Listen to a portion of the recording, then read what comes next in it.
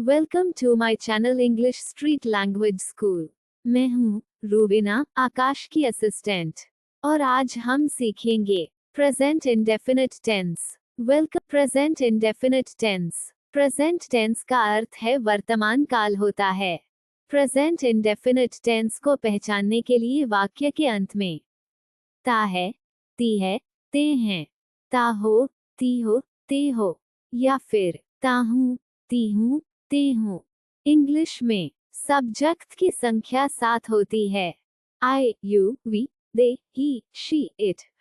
Subject को 2 भागों में बांटा गया है, सिंगुलर और प्लूरल में। सिंगुलर ही, शी, इट और किसी का नाम, और इन वर्ब के साथ वर्ब की फिफ्थ फॉर्म एस या एस आते हैं। Plural I, you, we, they. Subject के साथ वर्ब की फिफ्थ फॉर्म यूज नहीं होती है, इससे वर्ब की फर्स्ट फॉर्म में ही बनाया जाता है। चलिए अब पहले बात करते हैं वर्ब की फॉर्म क्या होती है। वर्ब की 5 फॉर्म होती है। वर्ब फर्स्ट फॉर्म गो का हिंदी मतलब जाना होता है। वर्ब की बाकी फॉर्म का उच्चारण सुनिए और ध्यान दे, क्योंकि यही रूल सभी इंग्लिश अनुवाद में प्रयोग होगा। अगर आपने एक बार ये सीख लिया तो आपको दूसरे टेंस समझने में कोई भी दिक्कत नहीं होगी। Verb first form go, verb two RD form went, verb third form gone, verb fourth form going, verb fifth form goes, eat, ate, eaten, eating, eats. Plural verb की फर्स्ट फॉर्म ईट के साथ, singular verb की fifth form goes के साथ बनाए जाएंगे। Affirmative sentence. Singular formula, पहले subject फिर वर्ब के साथ फिफ्थ एस बोलते हैं, अंत में ऑब्जेक्ट। सिंगुलर सब्जेक्ट हैं ही, शी, इट या किसी व्यक्ति का नेम। चलिए एक सेंटेंस लेते हैं। वो वहां जाता है, तो इसका इंग्लिश अनुवाद हो जाएगा ही गोज टू देयर। आप देख सकते हैं जी ओ गो के साथ एस लग गया, तो ये 5 फॉर्म बन जाती है। चलिए आगे बढ़ते हैं। राम बात करता है, तो इसका इंग्लिश अनुवाद हो जाएगा राम टॉक्स। दोस्तों, कभी कभी सेंटेंस में ऑब्जेक्ट नहीं होते, केवल सब्जेक्ट और वर्ब ही हो सकते हैं। एक और सेंटेंस देखते हैं। मोहन उससे बात करता है, तो इसका इंग्लिश अनुवाद हो जाएगा Mohan talks to him. Mohan subject हैं, TALK। टॉक वर्ब हैं, टॉक के साथ एस लग गया तो फिफ्थ फॉर्म हो गया। प्लूरल फॉर्मूला, पहले सब्जेक्ट फिर वर्ब की फर्स्ट अंत में ऑब्जेक्ट। प्लूरल के सब्जेक्ट आई, यू, वी, दे। एक सेंटेंस लेते हैं। तुम वहां जाते हो, तो इसका इंग्लिश अनुवाद हो जाएगा यू गो टू देयर। दूसरा सेंटेंस, हम उससे बात करते हैं, तो इसका इंग्लिश अनुवाद हो जाएगा वी टॉक टू हिम। एक और सेंटेंस लेते हैं। तुम यहाँ आते हो, तो इसका इंग्लिश अनुवाद हो जाएगा यू कम हियर। अब हम बात करेंगे ऐसे सेंटेंस जिसमें नहीं आता है, उसे नेगेटिव सेंटेंस बोलते हैं।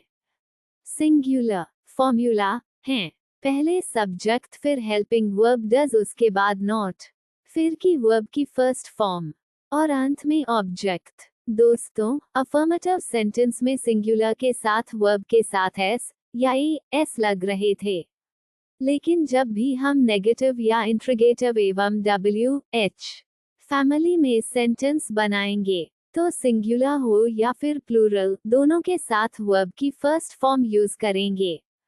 चलिए आगे बढ़ते हैं।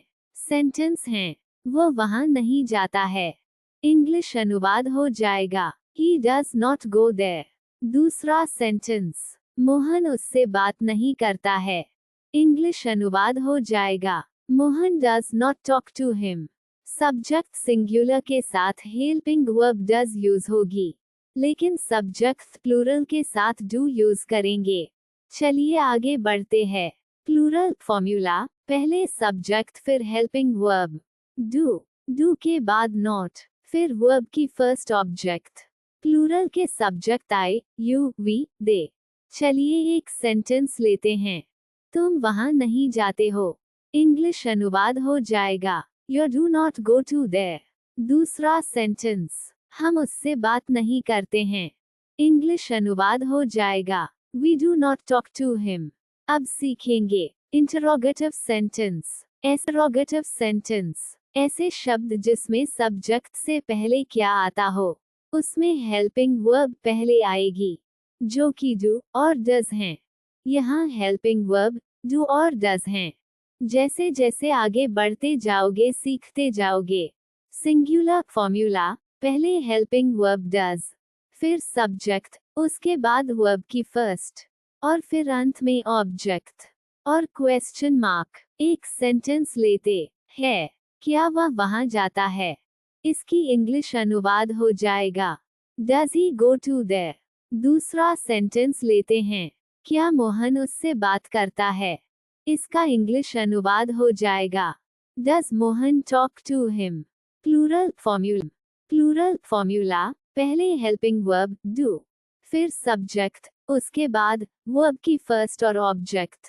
एक प्लूरल का सेंटेंस लेते हैं, क्या तुम वहां जाते हो, इसका इंग्लिश अनुवाद हो जाएगा, do you go to there.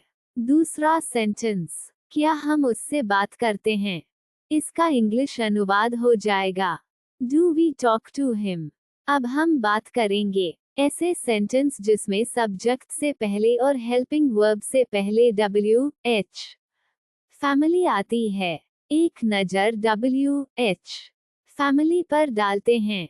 Why, when, what, where, which, whose, who, how, whom। Singular formula, सबसे पहले WH की फैमिली, फिर हेल्पिंग वर्ब डज, उसके बाद सब्जेक्ट, और फिर वर्ब की फर्स्ट फॉर्म, अंत में ऑब्जेक्ट। जब डू या डज हेल्पिंग वर्ब के रूप में आ जाती है तब वर्ब की फर्स्ट फॉर्म के साथ लगेगे। दोस्तों, क्वेश्चन वर्ड सेंटेंस में क्वेश्चन मार्क जरूर लगाए। चलिए आगे बढ़ते हैं। एक सेंटेंस लेते हैं WH फैमिली का, वो कब वहां जाता है, इसका इंग्लिश अनुवाद हो जाएगा, When does he go to there। दूसरा सेंटेंस लेते हैं, मोहन उससे क्या बात करता है, इसका इंग्लिश अनुवाद हो जाएगा, What does Mohan talk to him।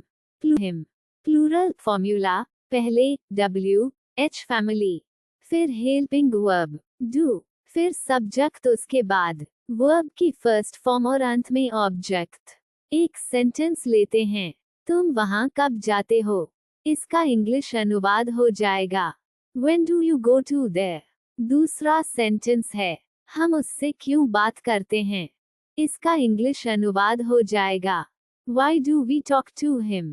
दोस्तों, पहले हमने लिया WH फैमिली, फिर हेल्पिंग वर्ब, उसके बाद सब्जेक्ट और वर्ब की फर्स्ट फॉर्म, और अंत ऑब्जेक्ट और क्वेश्चन मार्क। दोस्तों, इंटरगेटिव और WH फैमिली के नेगेटिव सेंटेंस भी होते हैं, जिससे हम प्रैक्टिस एक्सरसाइज में बताएंगे। प्रैक्टिस एक्सरसाइज, ये आपके अभ्यास के लिए है, जिन्हें आपको एक सप्ताह तक प्रैक्टिस करनी है, जिससे आपको इनके फॉर्मूला याद हो जाएं। इनके आंसर हम नेक्स्ट वीडियो में अपलोड कर देंगे, जिसके माध्यम से आप चेक कर सकते हैं। अगर आपको किसी भी तरह का डाउट हो तो कमेंट करें। वीडियो अच्छी लगी हो तो लाइक, सब्सक्राइब, शेयर, कमेंट। जल्दी हम आपके लिए बुक और PDF भी देंगे, जिसे आप कम समय में रिवीजन कर सके। Thank you for watching.